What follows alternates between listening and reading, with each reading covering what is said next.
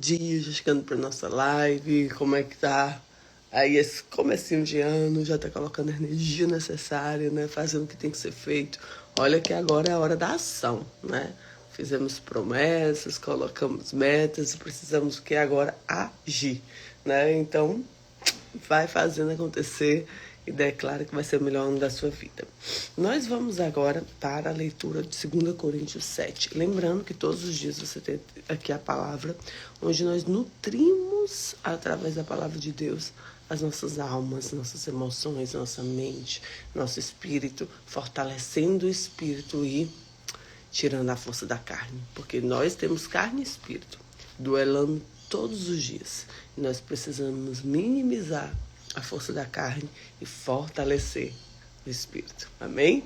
Então, já declaro um dia abençoado para você, um dia maravilhoso, um dia cheio da graça de Deus. Já convido o Espírito Santo para estar aqui conosco e também aí com você. Amém? E diz assim: amados, visto que temos essas promessas, purifiquemo-nos de tudo que o contamina, o corpo e o espírito, aperfeiçoando a santidade no temor de Deus. Aperfeiçoando a santidade no temor de Deus. Tira tudo que te contamina. O que te contamina hoje? Um excesso de celular, uma conversa que não é propícia, uma fala que não é propícia. O que te contamina hoje? Bom dia, Lu, bom dia. E diz assim: conceda-nos lugar no coração de vocês.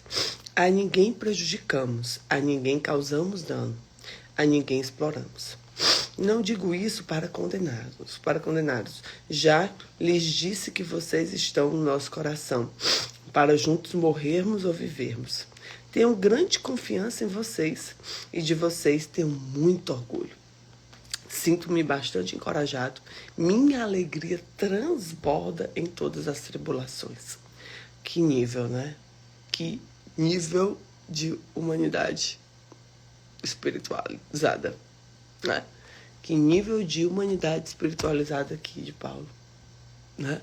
Olha só, sinto-me bastante encorajado. Minha alegria transborda em todas as tribulações.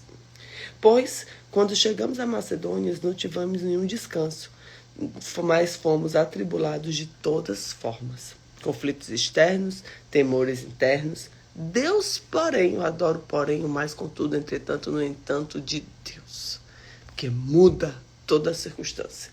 O mais de Deus muda toda a circunstância. Pode estar de uma forma, quando vem o mais de Deus, a vírgula de Deus mudou. Transforma. E aí ele diz: Deus, porém, nos consola os abatidos. Consolamos-nos com a chegada de Tito, e não apenas com a vinda dele, mas também com a consolação que vocês lhe deram. Ele nos falou da saudade, da tristeza e da preocupação de vocês por mim, de modo que a minha alegria se tornou maior.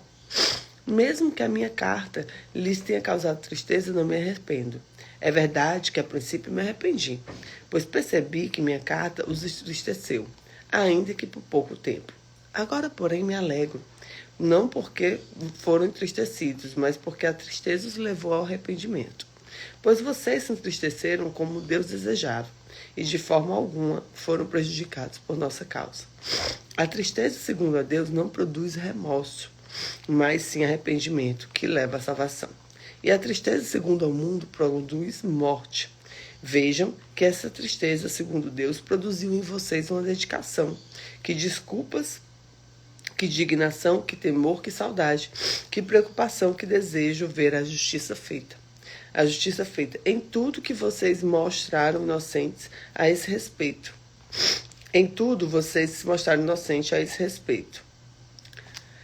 Assim se lhes escrevi, não foi por causa daquele que cometeu o erro, nem daquele que foi prejudicado, mas para que diante de Deus vocês pudessem ver por si próprios como são dedicados a nós. Por isso, tudo foi revigorado. Além de encorajados, ficamos mais contentes. Ainda divertido, estava alegre, porque o Espírito recebeu o refrigério de todos vocês. Vou até aqui, tá? Amanhã a gente vai continuar essa parte aqui de 2 Coríntios 7. Mas olha que interessante, ele fala aqui algumas coisas muito legais. Que ele fala que a alegria transborda nas tribulações. E ele diz, eu escrevi uma carta para vocês, eu sabia que aquela carta ia causar tristeza. Ou seja, quando a gente vem para aconselhar alguém, quando nós queremos, né, trazer um posicionamento diante de alguma coisa, e naquele início causa tristeza. Uma pessoa que sai da sua vida, um ajuste de Deus, né? Às vezes não cumprir aquilo que você imaginava que pudesse acontecer. Então, quando nós temos uma tristeza momentânea causada por Deus, ela leva a um mover de Deus. E o que é o mover de Deus? Tirar toda a tribulação, fazer com que a gente se volte para Ele, que a gente se dedique para Ele. Esse é o mover de Deus.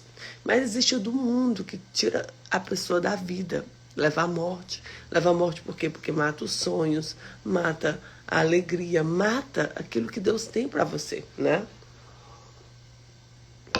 Então, nós devemos estar buscando aquele alinhamento com Deus, porque com Deus a gente sempre vai ser revigorado. Então, tudo que eu penso, assim, eu penso muito dessa forma, sabe, gente? Quando eu quero analisar se algo é de Deus, eu percebo assim, eu paro e penso, isso me traz paz? Isso, por mais que eu seja que é doloroso, por exemplo, uma disciplina com o filho, num momento é doloroso, você ter que disciplinar ali, mas depois te traz alívio, porque você sabe o que é o certo, você sabe o que precisa ser feito, você sabe que não existe outro caminho. Porque o Senhor, Ele traz o caminho, a verdade e a vida.